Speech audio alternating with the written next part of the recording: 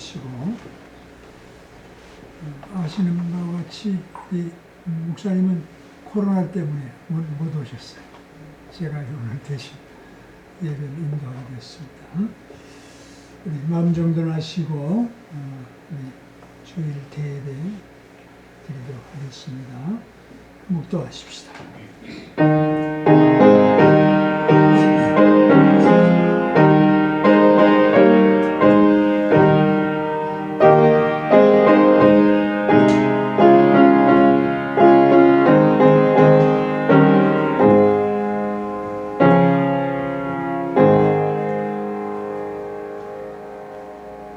내 영혼아 여호와를 송축하라. 내 속에 있는 것들아 다 그의 거룩한 이름을 송축하라. 내 영혼아 여호와를 송축하며 그 모든 은택을 잊지 말지어다. 그가 내 모든 죄악을 사하시며 내 모든 병을 고치시며 내 생명을 파멸해서 속량하시고 인자와 긍휼로 관을 씌우시며 좋은 것으로 내 소원을 만족하게 하사 내 인생을 독수리같이 새롭게 하시는도다. 아멘. 찬송 40장 드리겠습니다.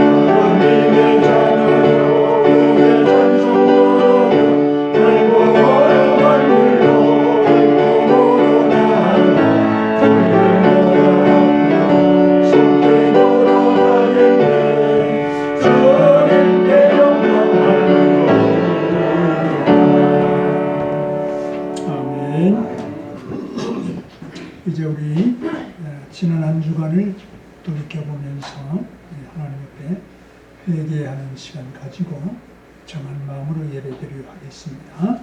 다 같이 하십시다.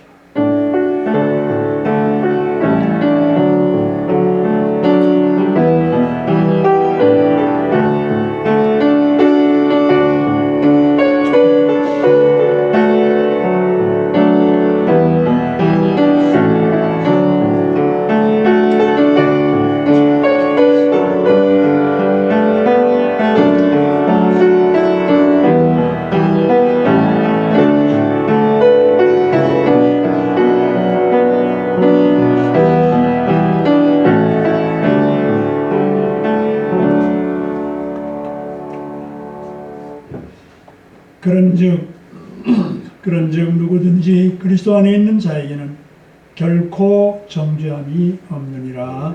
아멘. 우리 시편 저도 19번입니다.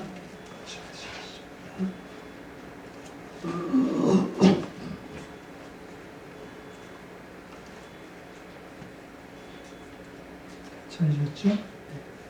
허물의 사함을 받고 자신의 죄가 가려진 자는 복이 있도다.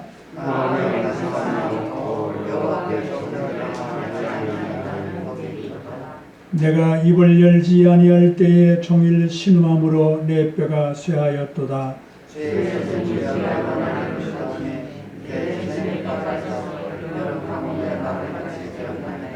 주께 내 죄를 아뢰고 내 죄악을 숨기지 아니하였더니 이로 말미암아 모든 경건한 자는 주를 만날 기회를 얻어서 주께 기도할지라.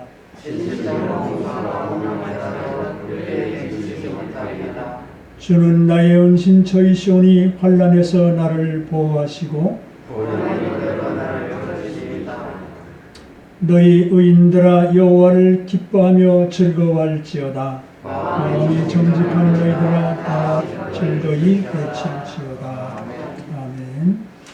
우리 신앙 고백으로 같이 사도신경을 고백하겠습니다. 전능하사 천지를 만드신 하나님 아버지를 내가 믿습니다. 그 외아들 우리 주 예수 그리스도를 믿습니다. 이는 성령으로 믿습니다. 동정녀 마리아에 탄생하시고 본교 빌라를 위해 고난을 십자가에 못 박혀 돌아가시고 장사한 지 3일 죽은 자 가운데서 다시 살아나시고 하늘에 오르사 전능하신 하나님 우편에 앉아 계시다. 저리로서 산 자와 죽은 자를 심판하러 가시리라. 성령님을 믿사오니 거룩한 공예와 성도가 서로 교통하는 것, 죄를 사하여 주시는 것, 몸이 다시 사는 것과 영원히 사는 것을 믿사옵나이다. 아멘. 네, 찬송우리 446장 드리고 전송우 장로님께서 기도하시겠습니다.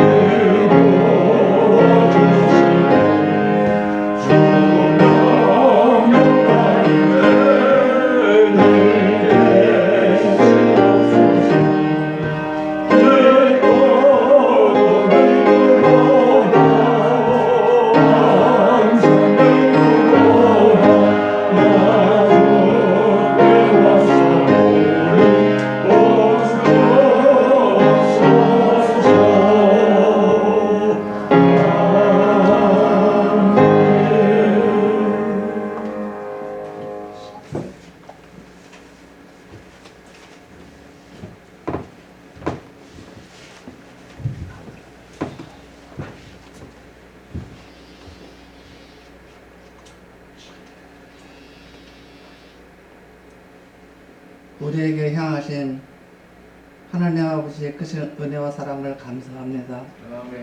오늘도 귀하가 복된 날을 우리들에게 허락하시고 이 재단을 이끌어 주셨사오니 비는 복을 허락해 주시옵소서. 일바를 알게 하여 주시기를 원합니다. 이 시간 드리는 예배를 통하여 하나님을 높이고 우리를 구원하신 예수님을 찬양합니다. 오늘도 우리 교회 성도님들 코로나가 득세하는 가운데서도 건강케 하시니 감사합니다. 주께서 부르시는 그날까지 출입하는 데 불편함이나 어려운 일 닥치지 않게 하여 주시옵소서. 늘 기쁘고 즐거웠다는 동안 주님을 찬양하며 살게 하여 주시옵소서. 어느새 춥고 쌀쌀한 기온 사라지고 화려한 꽃피는 계절을 맞습니다. 지나간 달에는 새 정부가 탄생하여 5년 동안 이 나라를 이끌어가는데 세계 정세가 강력 러시아의 침략으로 인하여 국비 경쟁 시대로 접어들까 모든 나라들이 축복을 곤두세우고 국방 제일 시대로 돌입하게 될 것 같습니다.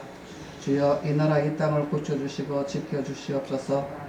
70년 동안 남북 대치 상황 가운데 통일을 이루지 못하였습니다.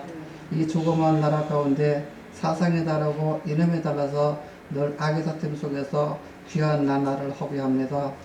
주님 이 나라를 지켜주시고 붙잡아 주셔서 주께서 주관해 주시는 그런 나라가 되게 하여 주시옵소서. 지난날 솔로몬에게 주셨던 지혜와 지식을 새 정부에 주셔서 동방의 예루살렘이라는 이 나라가 되게 하사 세계가 바라보는 이 나라가 되게 하여 주시옵소서. 오늘 보내주신 정대선 원로 목사님의 말씀을 통해서 우리가 은혜를 받는데 은혜 위에 은혜라는 말씀이 임하게 하여 주실 것을 믿습니다. 드리는 예배를 주께서 받아주시길 간절함으로 다시 한번 바라며 우리를 지옥 가운데서 구원하신 거룩하신 예수님의 이름으로 기도를 드리옵나이다.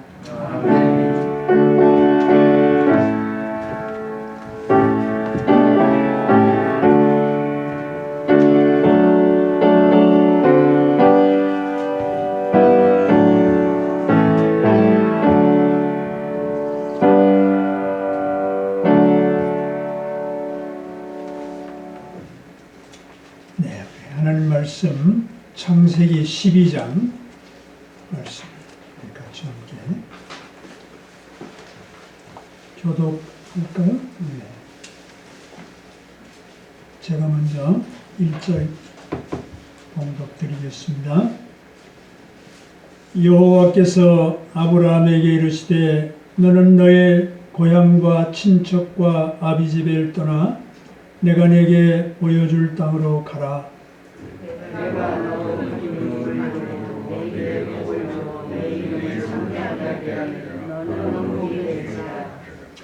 너를 축복하는 자에게는 내가 복을 내리고 너를 저주하는 자에게는 내가 저주하리니 땅의 모든 족속이 너로 말미암아 복을 얻을 것이라 하신지라.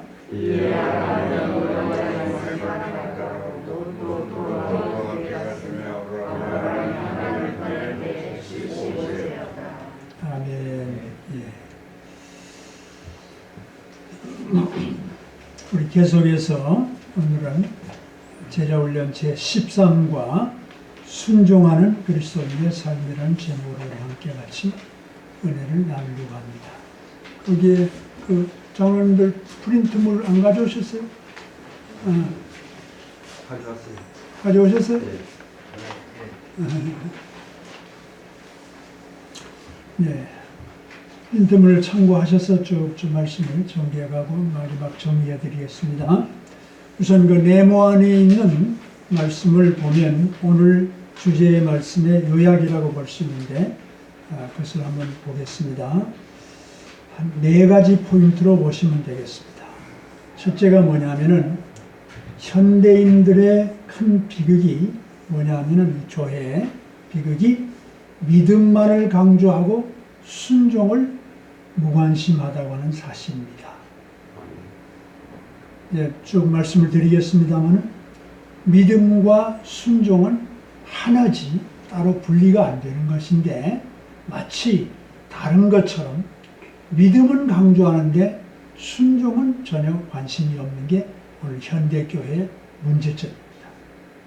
그다음 두 번째 포인트가 뭐냐면은 순종이라는 것은 주님에 대한 우리 성도의 마땅한 자세인데, 그게 뭐냐면은 마지막 그 부분에 보니까 순종이란 주님의 뜻에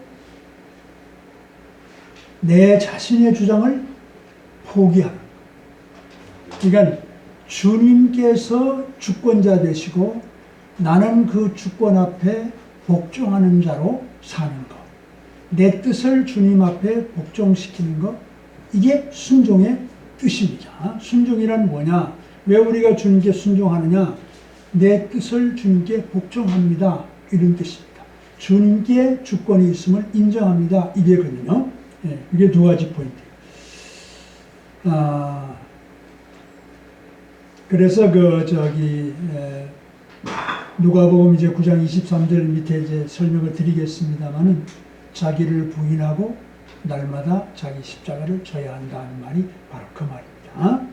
자, 세 번째 포인트가 뭐냐면은, 그러나 순종이 없이는 주님의 참된 제자가 될 수가 없다. 순종은 주님의 사랑에 대한 나의 사랑의 표현이다.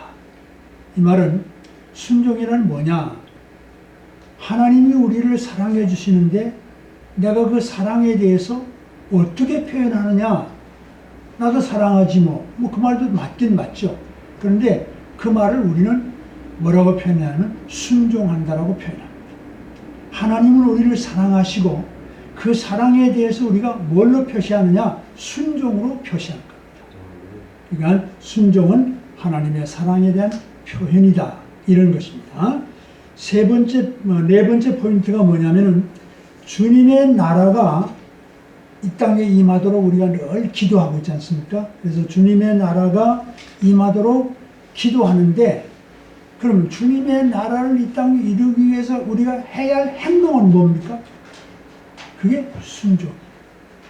주님 말씀에 순종해서 전도하고 봉사하고 사랑하고, 그러므로 주님 나라가 이 땅에 임하게 하잖아요.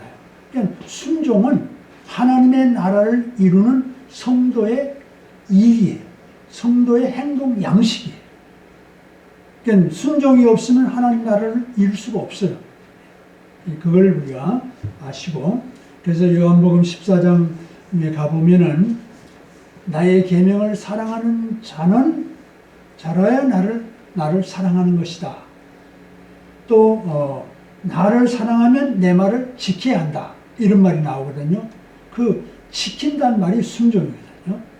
우리가 하나님을 사랑하면 그것은 하나님의 말씀을 순종하는 것이다, 이런 의미가 되겠습니다. 자, 그러면 작은 1번 밑에 내려가서 순종의 의미와 기본 자세를 생각해 보자 그랬는데, 거기에 나와 있습니다. 누가복음 말씀을 마치시고 시몬에게 이르시되 깊은 바다로 가서 그물을 내려 고기를 잡으라. 시몬이 대답하여 이르되 선생님, 우리들이 밤이 새도록 수고하였을 때 잡은 것이 없지만은 어떻게 말씀에 의지하여 내가 그물을 내리리이다. 이 말은 뭐냐면은, 업으로서 평생 살아온 나의 상식으로는 안 맞는 이야기야. 다시 들어가 봐야 허탕치야. 뻔히 내가 알지만은, 그러나 그건 내 주장이고 내 생각이지, 주님의 말씀이 가라시면 가겠습니다. 그러니까 내 주장을 포기하고 주님의 뜻이라면 갑니다. 그게 바로 이 베드로 사도의 자세. 말씀 때문에 내가 다시 가서 고기를 잡겠습니다, 이 말이거든요. 그게 바로 순종의 자세입니다. 그 다음, 그리스도인이 주님께 절대 순종하기 위하여 가진 기본 자세는 무엇인가? 예수님에 대해서는 어떤 자세를 가져야 되느냐? 예수님은 누구로 고백하는 거예요? 거기 나오네요. 예수님께서 나와 말씀하여 이르시되 하늘과 땅의 모든 권세를 내게 주셨으니, 하나님은 천지의 모든 권세를 가지신 주권자시다라는 것을 우리가 고백하는 게 하나님에 대한 순종의 자세입니다. 그러니까 우리가 왜 주님께 순종합니까? 그분이 주권자시니까. 천지의 모든 권세를 가지신 주권자시기 때문에 내가 순종합니다, 이런 뜻이고요. 그 다음, 자기 자신에 대해서는 왜 우리가 주님께 순종합니까? 그건 바로 오늘 말씀에 그러므로 형제들아 내가 하나님의 모든 자비하심으로 너희를 권하노니 너희 몸을 하나님이 기뻐하시는 거룩한 사한 제사로 드리라. 이는 내가 드릴 마땅한 영적 예배다 이렇게 말씀하셨는데 이 말은 뭐냐면 내가 바로 누구냐? 주님에 대해서 사한 제물로 바쳐야 할 사람이다 이거죠. 그게 나에 대한 자세예요. 내가 왜 주님께 순종합니까? 원래 하나님 말씀이 말씀하시기를 나는 주님께 바쳐야 할 사한 제물이라고 하셨기 때문에 내가 순종합니다 이 말이에요. 그게 바로 우리 자신에 대한 순종의 자세입니다. 나는 사한 제물이기 때문에. 그 다음 세 번째, 예수님과 자신과의 관계에 대해서는 우리가 어떻게 정리를 해야 되느냐. 그게 누가복음 9장 23절입니다. 또 우리에게 이르시되 아무든지 나를 따라오려거든 자기를 부인하고 날마다 제 십자가를 지고 따를 것이니라. 여기 아까 말씀드렸는데 자기를 부인하는 게 뭐지요? 내 주장, 내 의견, 내 지식을 다 버려버리고 주님의 주장, 주님의 뜻에 주권에 따른다. 이런 뜻이 이게 자기를 부인하는 겁니다. 그 자기 부인이 바로 그거예요. 그 다음에 자기 십자가를 진단 말은 뭘까요? 이것은 내게 주어진 사명의 십자가를 말합니다. 주님의 십자가가 인류를 구속하기 위한 사명의 십자가이듯이 또 내게 주어진 십자가, 내게 주어진 사명의 십자가가 있어요. 그걸 날마다 져야 한다는 거죠. 그러니까 여기에 주님과 나와의 관계는 어떤 관계냐? 나는 주님 앞에 내 주장을 포기해야 되고 주님이 주권자라는 그런 마음과 따라서 내게 주신 이 사명의 십자가를 이루는 사람으로서의 삶. 그게 바로 나를 늘 부인하고 내 십자가를 지고 하는 자세죠. 그게 바로 예수님 3번에 예수님과 자신과의 관계에 대해서 정리하는 겁니다. 그러니까 주님과 나의 관계는 어떤 관계냐? 주권을 포기하고 내게 주어진 사명을 다하는 사람입니다. 이런 관계로 주님과 순종의 관계를 맺어가는 거예요. 그 다음 큰 2번에 순종의 영역에 대해서 생각해 보자. 순종의 영역은 어떤 거는 순종하고 어떤 거는 불순종한다. 이런 말이 아니고요. 우리 전 생애와 우리의 전 인격 전체를 다 순종해야 됩니다. 우리의 삶의 영역 전부를 토탈 다 주님 앞에 순종하는 것이지 교회에서는 순종하고 집에서는 순종 안 해도 되고 직장에 가서는 안 해도 되고 이런 뜻이 없어요. 그냥 내 삶의 전체 내 인격 지정의 모든 것을 다 바쳐 순종하는 것이 이게 우리의 순종의 영역입니다. 그래서 고린도전서 10장 31절 여러분 잘 알지 않습니까? 너희가 먹든지 마시든지 무엇을 하든지 하는 게 영광을 위해 하라. 또 로마서 14장 8절 같은 데 보면은 우리가 우리를 위해 사는 게 아니라 내가 살든지 죽든지 주님을 위해서 사는 것이니 나는 살아도 죽어도 주님의 것이다. 그런 말씀이 나오는데 바로 우리가 주님의 것이기 때문에 그렇기 때문에 우리 영역 가운데 주님 앞에 불순종할 영역은 아무데도 없어요. 언제나 순종해야 돼요. 전 영역을 통해서. 그걸 우리가 기억하시고요. 누가복음 말씀 여러분이 그냥 참고로 읽어주시기 바랍니다. 거기에 부모, 처자, 소유, 모든 것 다 주님께 다 순종할 영역이라는 걸 표현하고 있습니다. 그 다음 2번 순종하는 그리스도인의 고난이 왔을 때 그러면 순종하는 삶을 살아가는데 우리에게 인생의 고난이 오잖아요. 그럼 고난이 오면 그 고난에 대해서 내가 어떤 마음 자세로 대처해 가느냐 그걸 이제 보는 건데 자, 고난에 대해서 우리 한번 대처해 봅시다. 빌립보 1장 29절에 그리스도를 위하여 너희에게 은혜를 주신 것은 다만 그를 믿을 뿐 아니라 또한 그를 위하여 고난도 받게 하려 하심이라. 이 말은 고난을 받을 때 우리가 무슨 생각을 해야 되느냐? 주님의 고난에 동참한다는 생각으로 고난을 받으라 그 말이에요. 여러분이 병들었습니까? 사업이 안 됩니까? 어려움이 있습니까? 그럴 때마다 그 고난을 무슨 마음으로 받으라고요? 아, 내가 주님의 그 십자가에 쓰리고 아픈 나를 위해 죽으신 그 엄청난 고통에 내가 만번이라도 참여해 보라고 하시는구나. 이 아픔을 통해서 주님의 고난을 참여해 보자. 이런 생각으로 고난을 받으라는 거죠. 그 다음 로마서 8장 17절에 자녀이면 또한 상속자 곧 하나님의 상속자이며 그리스도와 함께 한 상속자니 우리가 그와 함께 영광을 받기 위해서 고난도 함께 받아야 한다. 우리가 왜 고난을 받느냐? 왜 고난을 받아요? 주님의 영광에 동참하기 위해서. 그런 말이 있죠. 십자가 없이는 멸관이 없다. 십자가가 없으면 멸관이 없다. 우리가 예수님이 십자가 없이 우리의 구원이 있습니까? 없잖아요. 네. 십자가 죽음 없이 부활이 있습니까? 없잖아요. 그러니까 우리 기독교 신앙은 고난이 있고 영광이 있게 돼 있어요. 그러니까 우리가 고난을 받을 때 어떤 마음으로요? 아, 내가 주님의 그 영광에 참여하기 위한 순서로 내가 지금 고난을 받고 있다. 이렇게 생각하면 되는 거예요. 네. 그 다음 세 번째, 형통한 날에는 기뻐하고 곤고한 날에는 되돌아보아라. 이 두 가지를 하나님이 병행하게 하사 사람의 그의 장래일을 능히 헤아려 알지 못하게 하셨느니라. 그 말은 하나님께서는 어떨 때는 형통, 어떨 때는 좀 고난, 이게 항상 마치 시줄과 날줄처럼 우리에게 항상 그냥 해만 뜨는 날이 없어요. 해가 뜨는 날이 있으면 비가 올 날이 있고 바람 부는 날이 있고 눈 오는 날이 있고. 왜 그랬을까? 하나님 우리를 왜 그렇게 하실까? 예, 연단의 그런 의미도 있겠지만은 중요한 것은 그 고난, 그런 많은 그 시줄 날들 같은 들쑥날쑥한 그 고난과 영광, 좋은 거 나쁜 거 이것이 왔다 갔다 하는 이 모든 것을 다 누구의 손에 있다?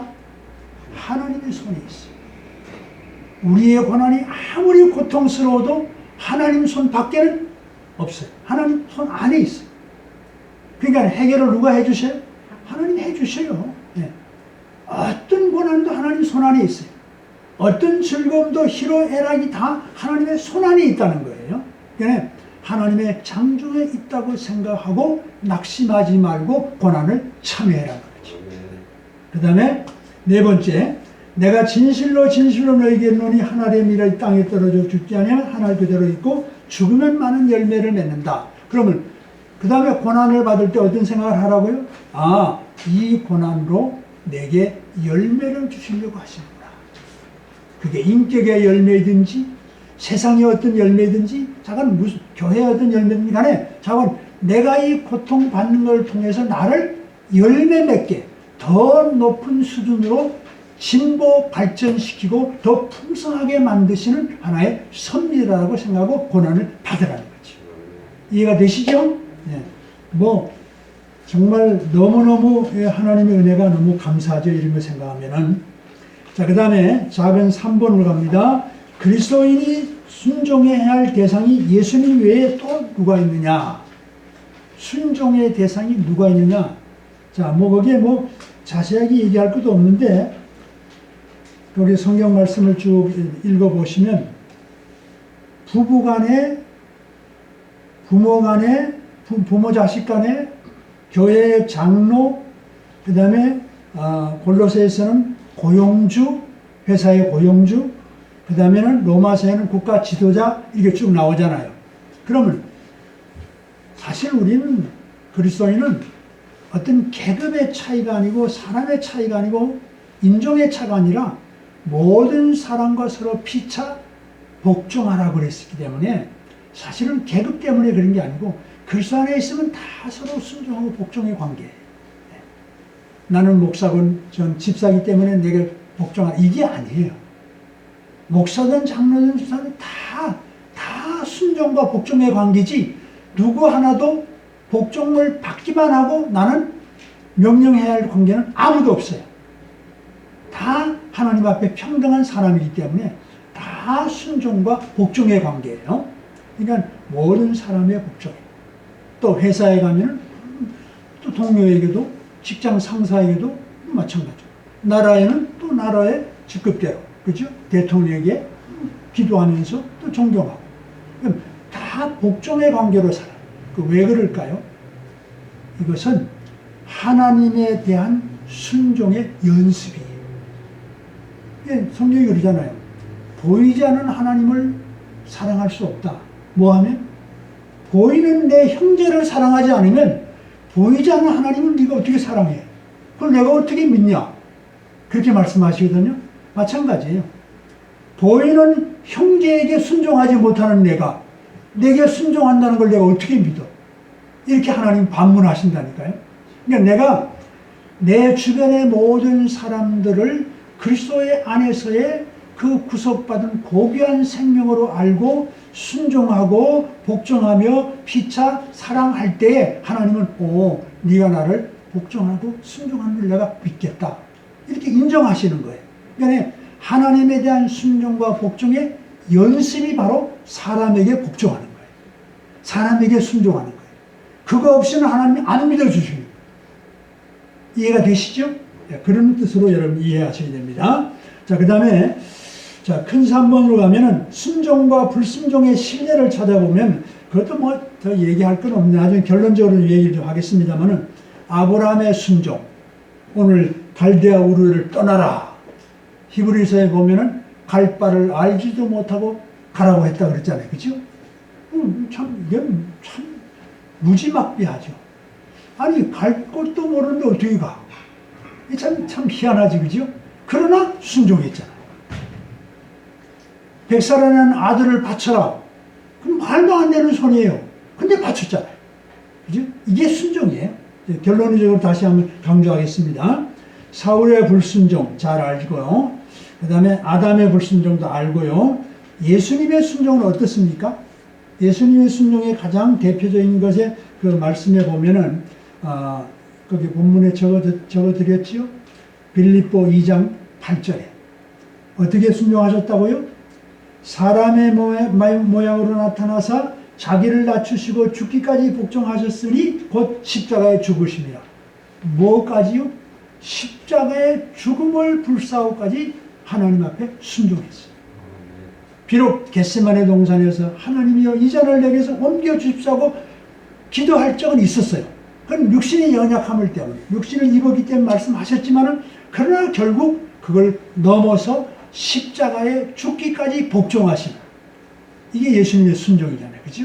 예, 이게 바로 우리의 가장 큰 모델이에요. 뭐 그런가 하면은 뭐 마리아, 성모 마리아 같은 분도 그렇죠? 처녀가 잉태했다. 말이 안 되죠. 그런데 주의 여종이니 주의 뜻대로 하소서. 순종하는 거죠. 이게 바로 순종이다. 자, 그 다음에 이제 그 마지막 4번에 보면은 여러분 그냥 참조를 하세요. 순종하는 그리스도인이 받는 축복이 뭐냐. 여기에 보면은 베드로전서에는 순종하면 영혼이 깨끗해진다. 사도행전에 보면은 순종하는 사람에게는 성령님을 주신다. 뭐 그런 거 쭉 나와요. 그걸 여러분이 순종하면은 그런 복을 받는다는 걸 여러분이 이해하시고 여러분 참고하시면 돼요. 순종이 얼마나 좋으냐는 걸 말씀을 보면 알 수가 있어요. 자, 그러면 오늘 말씀을 정리하고 강조할 걸 다시 한번 강조해 드리겠습니다. 자, 오늘은 뭐냐면은 순종의 삶에 대해서 우리가 공부했거든요. 이 순종은 하나님과 사람과의 관계에서 매우 중요한 행동 양식이에요. 그러니까 순종은 주인에 대해서 종이 그 뜻에 따르는 게 순종이잖아요. 그러면 우리 그리스도인들은 하나님과의 관계에서 보면은 다양한 관계를 표현하는데 예를 들면 창조자와 피조물, 양과 목자, 부모와 자식, 그죠? 뭐 신랑과 신부 이런 관계가 다 이제 성경이 말하는 건데 하나님과 그런 관계가 있다는데 이 모든 관계에 다 행동 양식을 보면 두 가지예요. 뭐지요? 하나님은 사랑하시고 인간은 순종함. 이 두 가지예요. 그러니까 하나님과 이 관계는 사랑과 순종의 두 가지 관계를 떠나서는 다 깨어질 수밖에 없어요. 그건 유지할 수가 없어요. 사랑하시고 순종하기 때문에 관계가 계속 유지되어 가는 거지. 그게 깨어지면은 아무 관계도 아닌 거예요. 그러면 문제가 뭐냐면은 하나님의 사랑은 영원 불변하셔. 근데 뭐가 문제예요? 우리 인간의 순종이 문제예요. 순종이. 하나님은 사랑이 하나님이시기 때문에 우리에 대한 사랑이 영원 불변하세요. 그런데 우리가 들쑥날쑥해요. 순종했다, 불순종했다, 순종했다. 그래서 우리가 오늘 순종이라는 말씀을 배우는 거예요. 순종의 말씀을 그래서 필요한 겁니다. 자, 그런데 아까 말씀드린 것처럼 오늘 현대 교회의 가장 문제점이 뭐라고요? 믿음은 강조하는데 뭐는 강조하지 않아요? 순종은 관심이 없어. 마치 이런 것 같아요. 예수님, 믿음은 구원받잖아요. 믿음은 천국 가잖아요.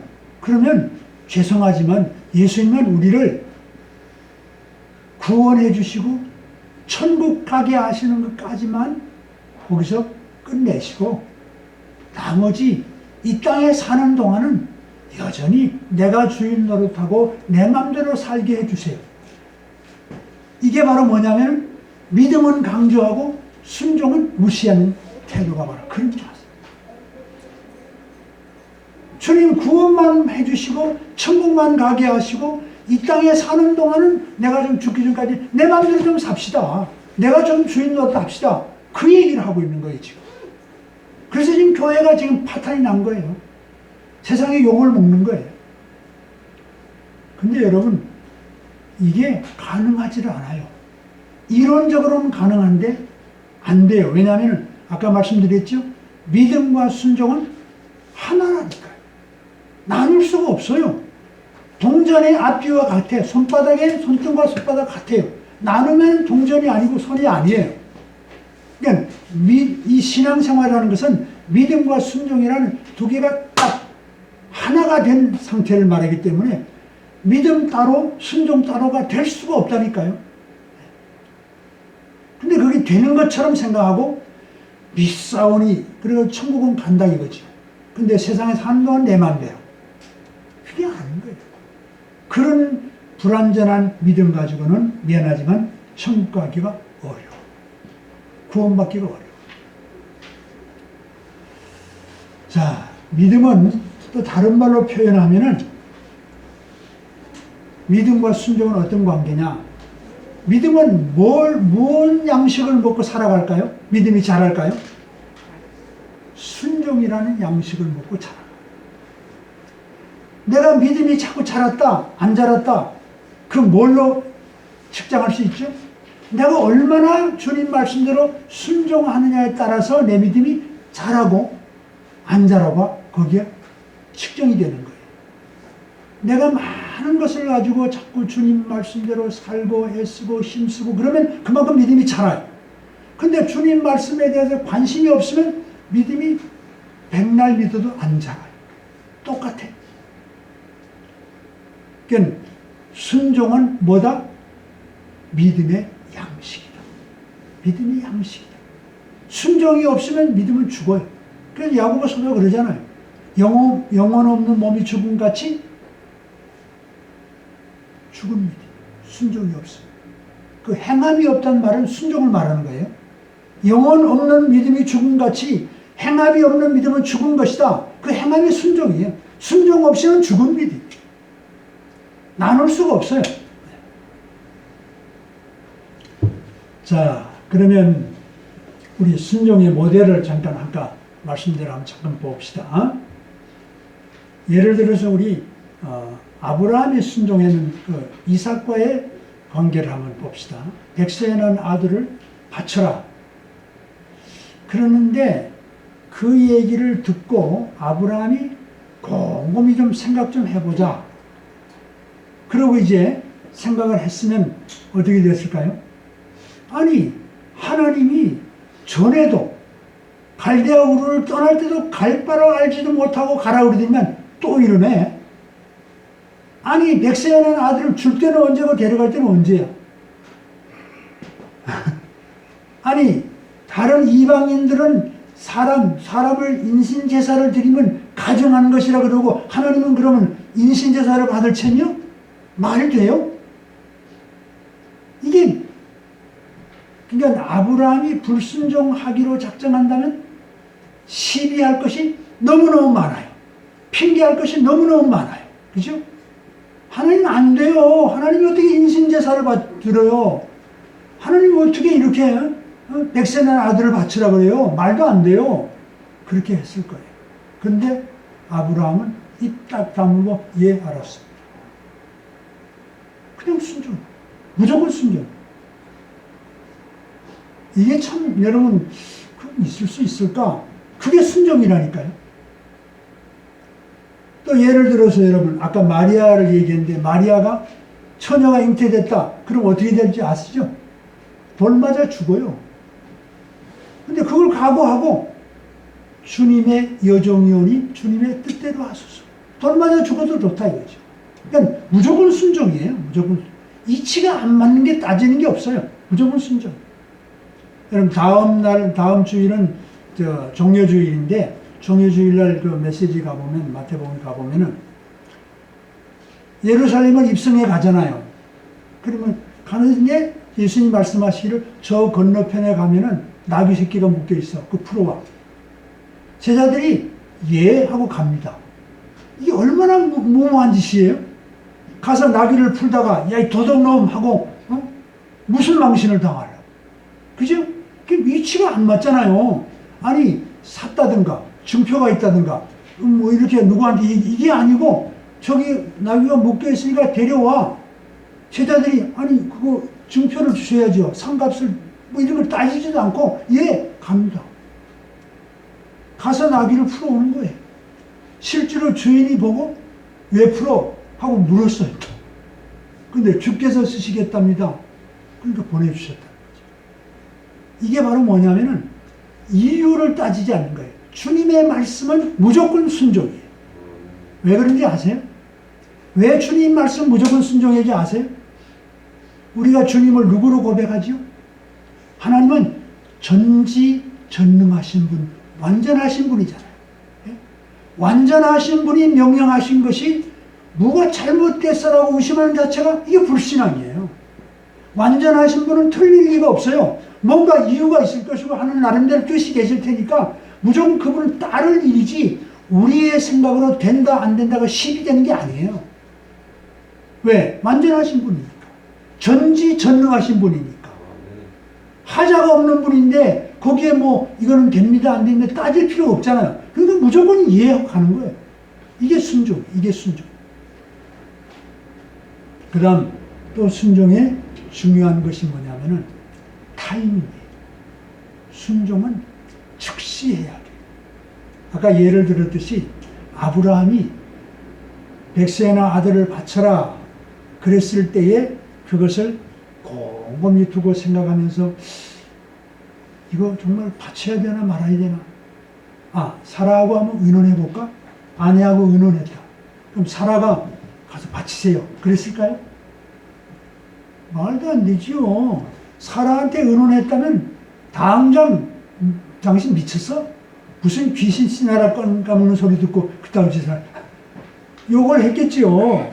안 되지요. 근데 입 딱 다물고 사라한테 얘기 안 하고 그 이날 아침 바로 출발하잖아요. 그게 뭐예요? 즉시 순종. 즉시 순종. 어떤 생각을 하고 이유를 달면은 그러면 자꾸 그게 약화돼요. 불순종하게 돼요. 가끔 이렇게 신앙생활 하다 보면은 하나님께서 감동을 주셔가지고 누구에게 뭘 도와줘라. 헌금을 얼마 해라. 이렇게 말씀하시잖아요. 성령이 말씀하실 때 그거를 시간이 조금 이렇게 지나면 어떻게 될까요? 점점 10만 원이 7만 원, 5만 원, 3만 원, 다음에 하자. 이번에 도와주라고 명령하셨는데 밤에는 그렇게 생각했는데 아침에 일어나서 생각해 보니까 돈이 아까워.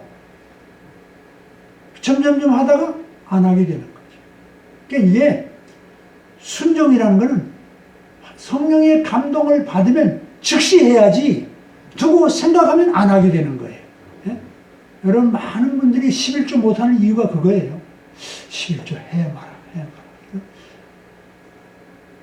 11조 하라 그러면 뭐 해야 되는 거지 그냥. 예? 뭐 거기 이유가 있어요 그냥.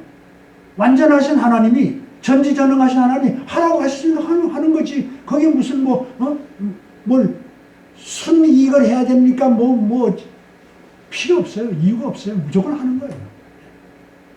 그게 타임이에요. 순종. 자, 그 얘기를 하려면 항쟁이 없는데 우리 다시 한번 정리를 해드리면은 순종이 없는 믿음은 무슨 믿음이다? 죽은 믿음이다. 믿음의 양식은 뭐다? 순종이다. 믿음은 순종이라는 양식을 자꾸 먹어야만 자라난다. 안 먹으면 굶주려서 믿음이 마침내 없어져버려. 순종이 성경에 보면 순종이 뭐보다 낫다고 그랬죠? 제사보다 낫다고 그랬어요. 순종하는 것이 예배 드리는 것보다 낫다는 거죠. 여러분 오늘 예배가 굉장히 중요합니다. 여기가 예배 드렸어요. 근데 그 예배보다 더 중요한 게 뭐예요? 하나님 말씀 순종하는 거예요. 예배는 거창하게 드리는데 교회 딱 나가면서 딴짓해. 그럼 그 예배는 드리면 많아요. 의미가 없어요. 그런 예배는 그런 예배가 아니에요. 그냥 사시무상을 섬기다 가는 것 똑같아. 절간에 가서 나무 위에 탑을 몇 분 빈 것 똑같아. 그건 아무 의미가 없어요. 순종이 합해져야 예배가 예배되어지는 거예요. 네. 이게 중요한 거예요. 이 안에 순종은 예배보다 낫다는 말이 바로 그 말이에요. 네. 또 순종은 언제 해야 돼요? 좀 두고두고 생각해 봐야 돼요? 네. 즉시 해야 돼요. 성령님의 감동, 감화가 왔을 때에 즉시 해야지 좀 생각해 보고 그러면 못해. 그럼 순종이 안 돼요. 그럼 불순종이 돼버리는 거예요. 타이밍이 아주 중요해요. 네? 내가 누구를 좀 도와주고 싶다라는 성령의 음성이 들리면 바로 봉투에 넣어서 실천에 옮겨야지 그걸 뒀다가 하면 점점 없애버려요. 안 도와주게 된다. 자, 마지막 하나만 더 제가 농담 겸 이렇게 이 말씀을 전할 때마다 그럽니다. 순종하면은 순종이고요. 불순종하면 잡종이에요. 무슨 말인지 이해가 되시죠? 순종하면 말 그대로 순종이고 하나님의 순종이고요. 순종하는 순전한 자녀가 되고요. 순종하지 않으면요. 그거는 잡종이라니까요. 불신자와 똑같은 거예요. 그냥 순종이 하나님의 진짜 자녀와 아닌 것을 구별하는 바로메타예요. 잣대예요. 중요한 거예요. 그럼 여러분의 체크할 때, 믿음을 잴 때에 뭘 봐요? 내가 순종을 하나 그걸 보면 내가 믿음이 있나 없나를 금방 알 수가 있어요. 기도하겠습니다. 하나님 아버지, 오늘 이 시간 빌어서 저들이 13과 순종의 삶에 대해서 상고했습니다. 오늘 현대교회에 가장 문제점이 있다면 믿음은 강조하나 순종에 관심이 없는 것, 이것이 바로 교회를 죽게 하고 교회가 오늘 사회로부터 등돌림을 당하고 따돌림을 당하는 이런 엄청난 위기에 처하게 했음을 우리가 깨달았습니다. 하나님 아버지여, 이제부터 순종에 대해서 바로 알았사오니 순종이 제사보다 낫다고, 순종이 믿음의 양식이라고 하는 것을 우리가 알았다면 정말 하나님의 순진한 백성답게 순종 잘하는 그런 주의 백성으로 살아서 하나님 앞에 상받고 칭찬받는 좋은 그리스도인으로 살아갈 수 있도록 인도해 주시옵소서. 예수님의 이름으로 기도하옵나이다. 아멘. 자, 그러면 오늘 찬송 50장 드리면서 준비한 헌금 드리겠습니다.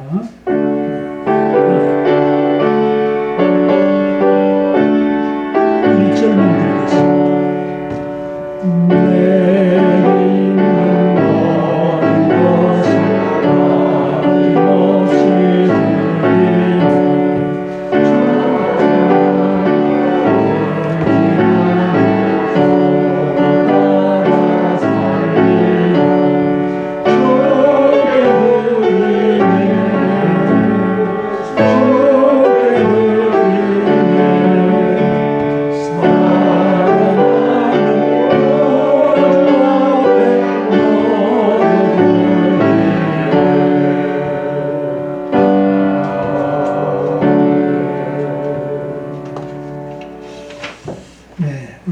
양보하고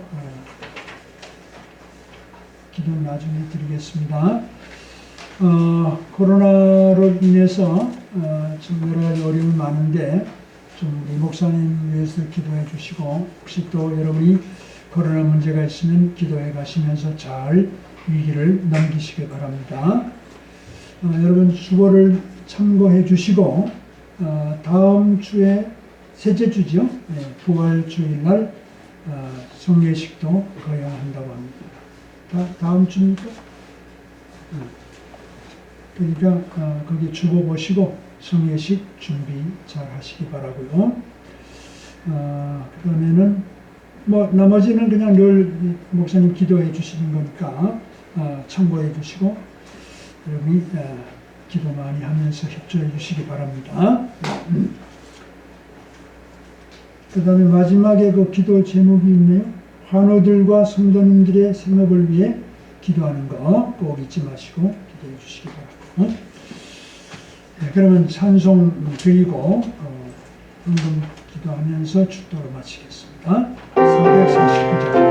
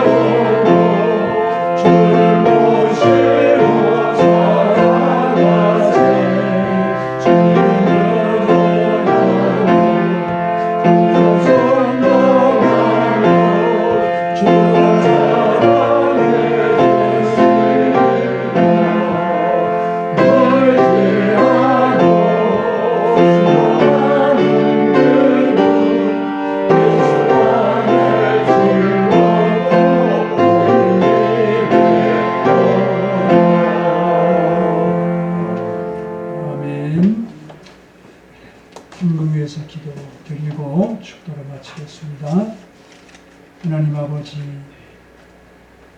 하나님은 우리의 유일한 복의 근원 되십니다. 이 코로나19로 인해서 수많은 어려움과 고난 속에 힘들게 살아가는 아버지의 자녀들의 이 삶의 모습을 보시고 아시는 주님, 그 가운데도 하나님 앞에 받은 바 은혜 생각하며 감사의 예물로, 각종 예물로 주님 앞에 드리면서 주님의 축복과 은혜를 더욱 기다리고 구하옵나니 이 예물을 기쁘게 즐겁게 받으시고 이 어려운 인생고 속에 살아가는 아버지의 백성들을 불쌍히 여기시고 저들의 삶을 축복해 주시게 영과 육이 풍성한 은혜로 가득하게 하소서. 이 어려운 고난을 잘 극복하고 이기면서 하나님께 영광을 돌리며 그리스도인의 삶을 자신만만하게 살아가면서 남은 여생도 아름답게 순종의 삶으로 꼽히고 아버지께서 인정해 주신 착하고 충성된 종이라고 칭찬받는 종들로 살아가게 해 주시옵소서. 이 예물이 닿는 곳에 하나님의 영광이 드러나고 복음이 증거되고 이 교회가 영육 간에 큰 부흥과 성장을 가져오는 역사가 일어나게 해 주시옵소서. 이제는 우리를 구원하신 예수님의 은혜와 하나님의 사랑과 성령님의 감화 감동 충만하신 역사가 믿음만을 강조하고 순종을 무시하는 이 세대에 우리가 이 말씀대로 이제 바르게 깨달아 싸우니 순종하는 삶으로 말미암아 열심으로 순종을 먹고 마시면서 믿음을 키워 하나님 앞에 온전한 그리스도인으로 살기로 작정하고 결심하는 이 모인 모든 하나님의 자녀분들 한 분 한 분의 심령과 가정 위에 이 교회 위에 이제로부터 영원 무궁토록 함께 있을지어다. 아멘.